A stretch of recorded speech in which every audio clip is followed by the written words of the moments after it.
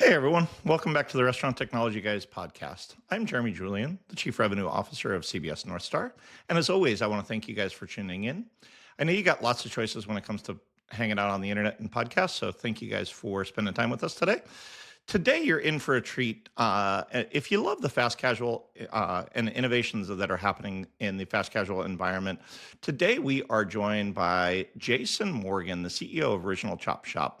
Jason's got a great entrepreneurial story where he talks a ton about how things came to be at ChopShop and what he's doing to continue to make the world a better place in his restaurants. His journey is a fascinating one, from starting out in accounting to helping Zoe's kitchen go public to now leading a really unique brand that has better for you dining. If you have not been to ChopShop, I would highly encourage you. There's one close to the house here in Dallas, and I love it. So grab your headphones, maybe go order a protein bowl if there's one local to you, and let's get into the episode. Welcome back to the Restaurant Technology Guys podcast. I thank everyone out there for joining us. As I like to say each and every time, I know you guys have got lots of choices, so thanks for hanging out. Today, we are joined by a restaurateur, entrepreneur. I'll let Jason talk a little bit about kind of his background, but it's an interesting deal, and he has the privilege of running a brand that I have an affinity for. He and I got a chance before I hit the record button. But Jason, before we jump into kind of what you guys are doing at Original ChopShop, why don't you give our listeners a little bit of background? Who is Jason? Where did Jason come from? How did he get into the restaurant space? And what have you been up to the last number of years? Because you've got a pretty diverse background that I'm really excited for our listeners to hear about. Yeah, very good. Thanks for having me today, first of all. My background has pretty much been hospitality my whole career. I finished a business MBA program at Vanderbilt a long time ago. Thought I wanted to be an accountant. I did that for about a year and a half and realized I didn't want to be an accountant. And then just took those skills and ultimately started in hospitality and casino business, and then transitioned to hotels, and then did a couple of small startups that on paper should have worked but didn't work. And then ended up with a phone call in 2008 from the Elliott Group for a CFO position at Zoe's Kitchen. And I think I was so unhappy in the job that I was in that I would have taken any job at that point. And I interviewed for the job, was a dark horse candidate, actually was I think the second choice for the job, and luckily ended up with the job. And so moved my family from Nashville to Birmingham, where Zoe's was located at the time. Started at store 20. I was the first external employee to the brand after private equity bought the business, and was the CFO for the next 8 years. Grew it from 20 to 150, and then took it public in 2014. And then about a year and a half later, I was like, let's just really wanting to do something different. I was in the number 2 seat and really wanted to be in the number 1 seat, and it wasn't going to happen for me there. And everyone was telling me that I needed to go be a COO somewhere, or a president and operator. And I was like, I don't know if I need to do that. I think I can hire people that can do that. I've got the rest of the strategic piece down in a playbook from Zoe's. And so I got very lucky, and in my networking, I found a connection to Original ChopShop, and he and I formed basically a fundless sponsor, and we raised the money and bought Original ChopShop at 3 units in 2016. Very cool. And the part that for me is so intriguing is Zoe's was such a unique brand that obviously you guys got it to a place that it grew so rapidly because it was so different when Zoe's came out. Like there was not a whole lot out there. When really Cava, I think you guys paved the way for a Cava to be able to go really hit that demographic and hit what it is that you guys were doing. And I'm sure you guys had a lot of lessons, and that kind of growth over that period of time was probably a fun ride. And then having to go through all the paperwork to take them public also was probably not something that you would enjoy doing again, but it was probably a huge learning experience for you.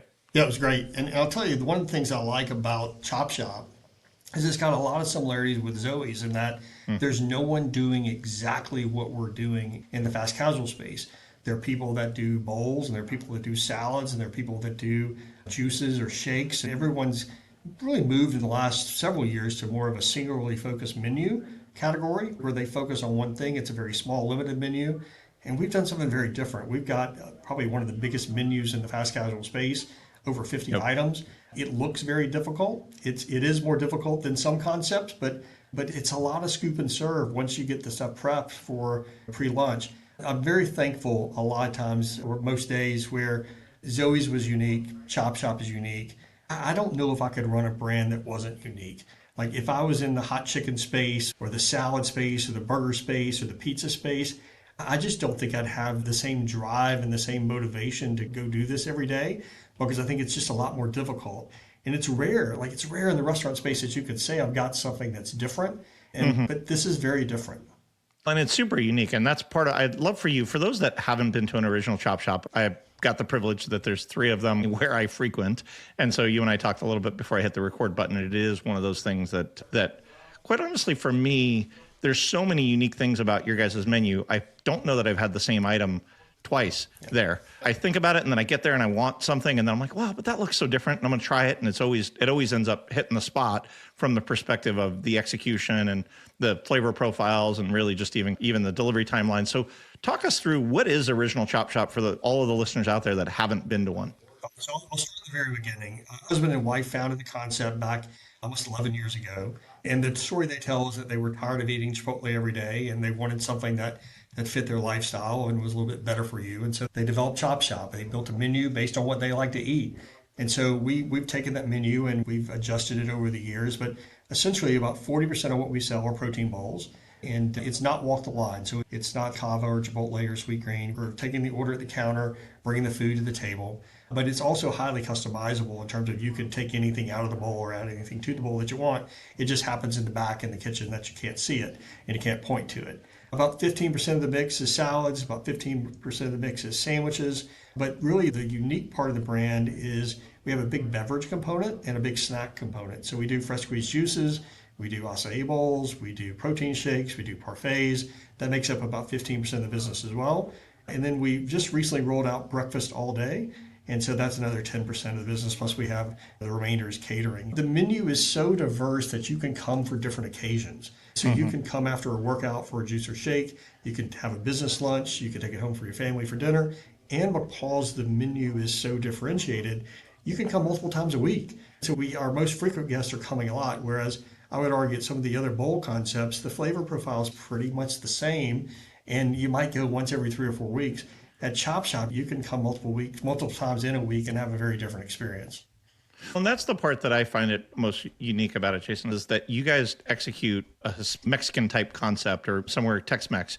You've got Asian flavors, you've got Mediterranean flavors, all in the same concept. And so I guess I'd love for you to talk our listeners through how do you even come up with those things, I guess, first and foremost? And then how do you guys execute? Because again, profile the proteins are probably the same. It's chicken thighs or it's chicken breasts, it's shrimp, it's beef, but the marinades, the sauces, it blows me away every time I go there. And it's so diverse, and there's very few brands, like you said, that have been able to execute at a high level and keep the quality, keep the timeliness, all of that in there. And so I'd love for you to talk through even how do you guys come up with that, and really what have you guys put in place to be able to continue to execute? Yep. So lots to unpack there.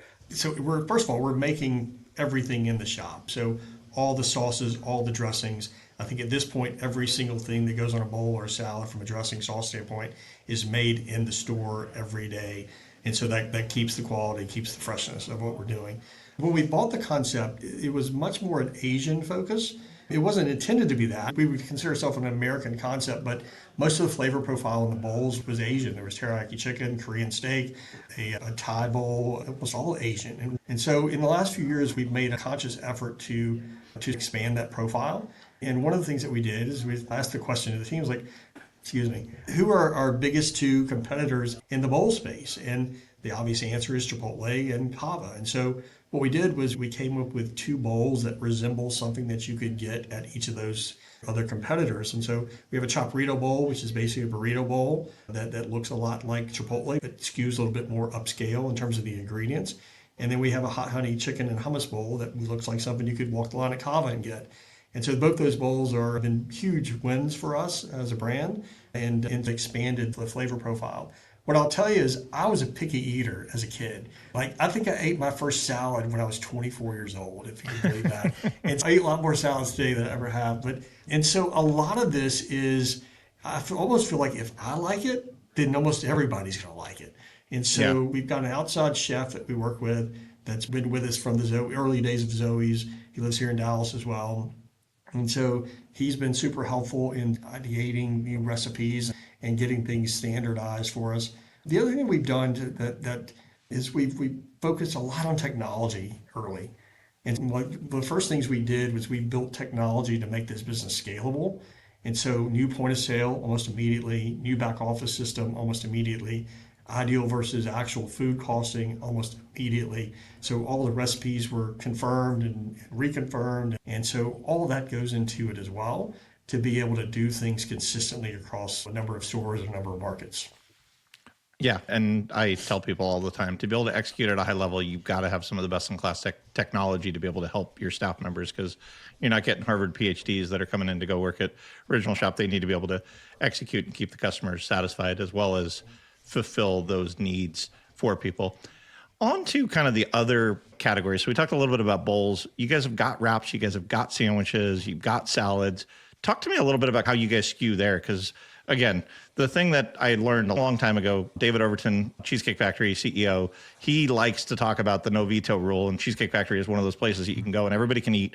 I love the fact that you guys have got sandwiches, you've got bowls, so you can go with a diverse group and everybody can get something that's their own, but it doesn't all look like Cava. It doesn't all look like Chipotle. And again, those brands have obviously been incredibly successful, but the fact that you might have a party of 4 or a party of 6, now everybody can get something different. So I'd love to walk our listeners through that haven't been able to go through some of those other categories, sandwiches, wraps, and such. So one of the things about ChopShop just globally is that we've tried to keep the menu approachable and affordable, right? So a lot of the we don't use the word healthy in how we describe our brand. We use the word healthful, better for you, but a lot of the healthy concepts tend to be weird, right? They tend to come from New York or DC or California, and as they come to Dallas, people look at some of the ingredients and they go, "What the hell is that? I don't know what that is. I'm not going to eat that." Or it's farro weird. instead of rice. Yes, People right. are like, That's "What? right. I'm not having That's farro." Yeah, exactly exactly. right. Just call it what it is. Like people want to know what it is. And so what we've done is we've been very conscious to have ingredients and recipes that are recognizable. And not shocking, but for us, the most recognizable items on the menu are what sells the most. So our biggest seller is the teriyaki chicken bowl. And it's awesome, but it's shocking how much it sells compared to everything else. Our biggest selling salad is a kale Caesar. And again, it's not complicated. We're doing made to order scratch food and that's prepared daily. And people I think they can taste the difference in what they're doing. So on the salad side, we've also done the same thing. We've implemented several upgrades on the salads in the last several years. We brought in a Greek salad for the first time a couple of years ago that rose to the top. It's so good. And then it is so good. Sorry. That's right. And then this week, a week ago, we rolled out we had an American salad that sort of looked like a Cobb, but wasn't really a Cobb. It had a couple of one SKU items in it. They were like, maybe we could do something better here. And so we put in we're calling it Scottsdale Cobb. And so it's got a cilantro lime dressing, and then it's a sliced boiled egg that we're making in store as well. And again, like if you look at a lot of our competitors, no one has a sliced boiled egg on their salads. You almost have to go to casual dining to see that. And that salad in the first week has gone to number 1 in the PMix for salads, just right off the bat. It's crazy how accepting everybody was. And now I've got another protein option that I can add to salads and to bowls and to everything else. In January, we actually took 18 items off the menu, which you probably, because the menu's still so large, you probably wouldn't. Yeah, I didn't we'd done that. Again, almost every item that you've talked about, I'm like, oh yeah, I remember having that Thai bowl. Yep.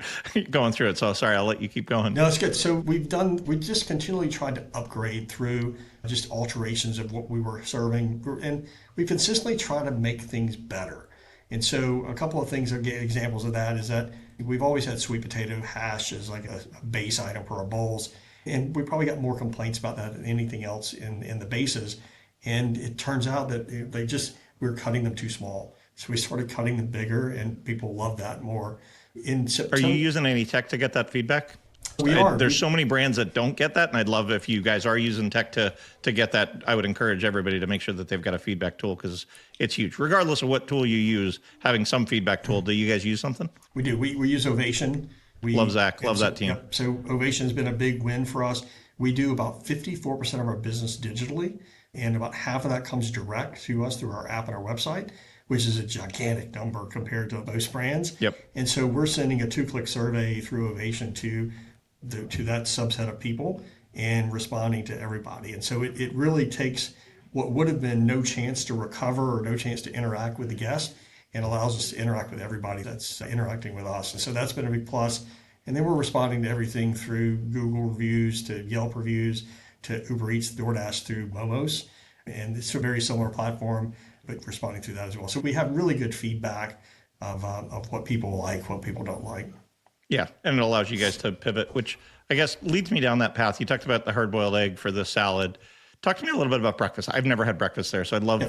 is that something brand new that you guys went all day breakfast, or have you guys always had breakfast and I just always been lunch or dinner for me as a consumer? But have you guys always done that, and why did you guys decide to move to all day breakfast? I know a lot of people like, you know what, we might as well open for breakfast because we're here prepping sauces and any stuff anyway, so you might as well add another day part and give people a healthy option to meet coffee, drinks. You talked about your beverage program being so successful. I'd love to hear the insight behind that. So if I was starting the brand today, I probably wouldn't be open for breakfast. But when we bought the brand, they were open for breakfast, and the locations that they had, they did a pretty decent breakfast business. Breakfast menu was huge, probably 10 plus items.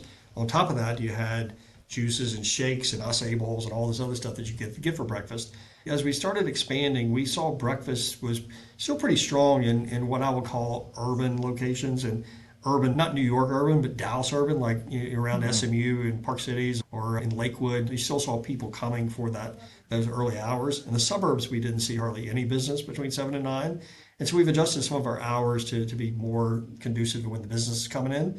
But what we did in January is that we took those 10 items, we took those 10 items and we narrowed it down to 4 items. And one of the items is a build your own breakfast bowl, where you get to choose a couple of bases, you get to choose a couple of mix-ins, you can choose an egg preparation, and it's actually a lower price point. The price starts out at $9 instead of $11.50 for the other bowls, and it's pretty good value for that. We took. I don't know. I think I might be ordering a cheat day burrito because that thing looks pretty delicious too. And the cheat day wrap has always been a big winner, and the brekkie was a big winner. That's something we brought after we bought the business, and then the avocado toast was always something that was sold too. So providing that all day, we've seen quite a bit of people will order those 4 items during the lunch hour or during the dinner hour even.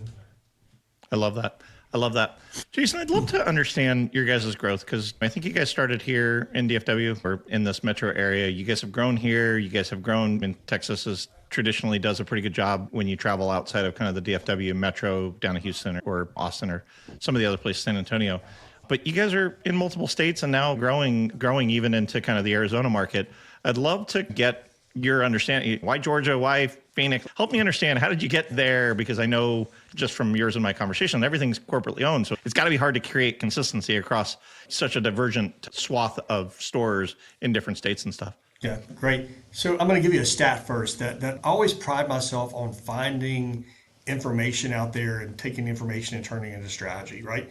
So here's something that I came across in the last couple of months. We were at the Movers and Shakers event in Chicago a couple of months ago. We were lucky enough to be included. We were number 13 on the list of the 100 movers and shakers in the fast casual world.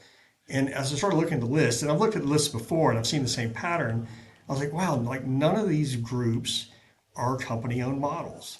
Everybody's a franchise model. So of the top 15, 12 were franchise models, and there were 3 concepts that were listed that were company-owned models. It was Chipotle, it was Urbane Cafe out of California, and it was us.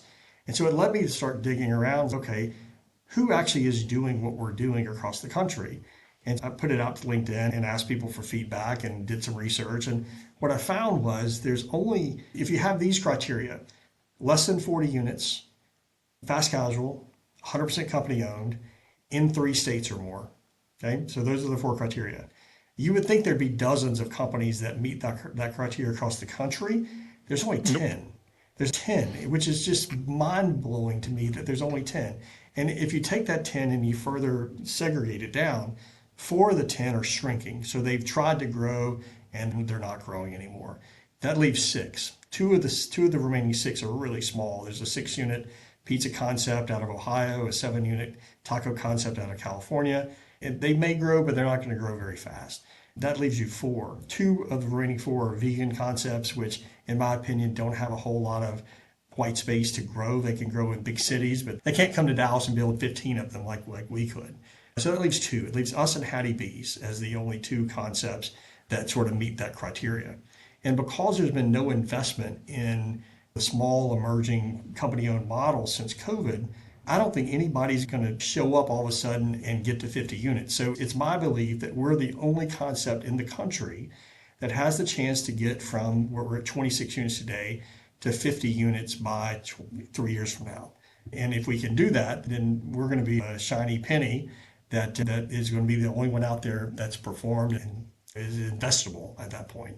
I'm going to start with that. So that's the footprint of what we want to do. So the business started in Arizona. The first 3 stores were in Arizona. We bought the brand 2016. And at Zoe's, we used a hub and spoke model. The strategy of Zoe's was very different in the early days. The founder of Zoe's franchised the brand out to 7 different states. There were 7 states with 20 locations. There were 2 here, 2 there, 2 everywhere. When he sold it to private equity, he bought all the franchises back. So when I started, we were all spread across the country. We had no more than, I think, 2 in any main market outside of Birmingham. And so we basically filled in those markets over time. That was the strategy there. But it was a hub and spoke model from that. So you went from Dallas to Houston to San Antonio to Austin, so forth, so on. So our strategy has been very similar. We started in Phoenix. The plan was, let's build out Phoenix the best we can. And while we're building out Phoenix, we're going to build out Dallas. Dallas was very similar from a demographic, psychographic standpoint. And we all lived here. So my entire team came from Zoe's Kitchen. And so almost my entire senior team, a lot of people in the stores, regional managers, a lot of folks here from Zoe's. And so it's rare that you get to live in the second market that you open. And so that was a big plus there, because you could make sure you be in the stores every day. You could make sure the culture is what you want it to be, and you could really control the growth. So our plan was to build 2 markets, Dallas and Phoenix, and scale them up enough that we have enough EBITDA to be able to go and open the 3rd market and the 4th market. And so we chose the 3rd market of Houston, partly because it's close to Dallas, partly because we owned a second brand called Bella Green at the time. We've sold that in 2022. And we felt like we knew the Houston market really well, and we could make good, smart choices there. Houston was also a good market for Zoe's, and so that all checked all boxes. So we got a couple of stores open there. We opened our 3rd store late last year. In my view, you need 4 to 6 stores in a market before you really have some traction and some brand awareness. Yep. And because of capital constraints, we don't have 4 to 6 stores. We have 3. And so we've been making positive strides in that market. I think now we're 10 out of the last 11 periods EBITDA positive in Houston. And so we've made it past the hard part. And now it's just a matter of, can we get store number 4 is going to open next year, and then can we get 5 and 6? And we believe Houston will start to look like Dallas in terms of AUVs once that happens. Atlanta is the exact same copycat story of Houston. We opened 2 very quickly, took forever to open the 3rd. We don't have the 4th plan because of capital constraints. And so at this point, we're not quite in as good a position as we were in Houston, but we're 3 of the last 5 periods EBITDA positive. And we're making enough sales in Atlanta to be positive. We've had some operational challenges here and there, but we will be positive there. So in the next year and a half, all the stores we open will be in existing markets. And so we'll start filling those in. And then assuming that at some point there's new capital in this business, we then would look at a spoke to Dallas or a spoke to Atlanta. So whether it be Austin or San Antonio or Charlotte or Jacksonville, Florida or Nashville, that's how we would think about it. So we believe that we've got a team and tech stack and systems and all in place to be able to open 6 to 8 stores a year starting next year if we had the money to do it. And then we could stair step that growth going forward. Interesting enough, when I was at Zoe's, I tell people I didn't realize how good we did that. Like we were like, and maybe it's just my naivety of just not being in the restaurant business, but the private equity group bought that business. And they, in 2007, they put a little bit more money on the balance sheet in 2009, and then they never put another dollar in. Like we grew it through cash flow. We grew it through cash flow and through just operating profits. That's incredible. It was incredible. That doesn't happen very often. You look at brands like Sweetgreen, who have been picking on online quite a bit these days, but if you look at them, they've lost $600 million in the last 14 years. And they've had to just keep raising money to fund that operating loss. We've done it just the opposite. We've been EBITDA positive every year we've run this business. And the goal is to, once you get past that certain point where it's self-funding, I don't think we need a whole bunch of money to make future growth happen. Yeah, and I'd love to go back real quick, Jason, to talk about your idea, because I think I've watched too many brands put a single outlet in a single location, or maybe 2. Houston's ginormous as far as a physical market. So even if they're in the same part of town, getting to that place where you've got at least 4, if not 6 or 8 or 10 in a market ends up being one of those things that moves the needle quite a bit for people, because now it's recognizable. And as I said to you, I know there's one close to my house. I know there's one close to my office, and I know there's one close to where my daughter plays softball. So it's if I'm looking and I look on my app or I'm going to do something, it's, oh, I remember the last time I had food there. That was really good. I should go check it out. And when you don't see it often, it makes it harder to drive into that area. And so I want listeners to hear that says you got to get some penetration because you get economies of scale as a business, but then also the consumer recognition of what your brand is. You guys, sounds like you guys did that quite well at Zoe's. I'll give you another stat that sort of shocks people. I'm 100% certain I'm right in terms of what I'm about to tell you. But when I tell people, they look at me like I've got three heads. I've seen it enough to know that I'm right. And so when you open a store in a new market, you're likely to do 50 to 70% of sales of what your average brand volume is. And look, there are people that don't. There are people that buck that trend, that have big marketing budgets and hype and stuff. But 99% of brands will do 50 to 70% in that first year, maybe 2 years, maybe 3 years, maybe until you get 4 to 6 stores open. And so what happens to people is that they don't expect that to happen. The model doesn't produce any cash flow at 70% or less. And they get a couple of stores open in these new markets, and then they can't open anymore. Yes, well, you've been most recently, we're recording this in August of 2025. Portillo's is having a similar problem. I love the brand. I had lunch there this week, but it's one of those things that they grew so fast, expecting if I build it, they will come. People need to learn about it. You get your diehards that will come, but then it tails off, and they're seeing that here in Texas. They admitted in their latest quarterly earnings that they grew too fast and didn't market enough. And so the other thing that happens is because, look, if you go back over the last 15 years and you look at the nation's restaurant news, like hot concepts every year, every single person, I'm going to double the brand in the next 3 years. I'm going to go from 10 units to 60 units. It's every single person. Yep. And I had a nickel for every time people said, and no one does it. And the reason no one does it is because it's super expensive to be able to go out. If I wanted to build 6 stores in Houston, that's $8 million. And I don't have enough EBITDA or enough leverage to go build $8 million. So I've got to get someone to give me $8 million to take that risk. And if they don't, if I assume that I'm going to build the first 2 stores, they're going to be profitable and they're going to be my average volume and that's going to produce cash flow, and I've signed 4 or 5 leases to come behind them, I wake up one day when I'm doing 50 to 70% the first year and I can't afford the next 4 stores, and then the whole business is broken. Yeah, right? And you can't afford the debt payment for the $8 million that you raised. I've watched it happen. Yeah. Again, I've been in this business for 30 years. There's a brand that I love called Kookaroo that was out of California, and they grew so fast in Southern California once they got a little bit of growth capital, and they grew in so many markets. I was early days of Rubio's back in California too. Yeah.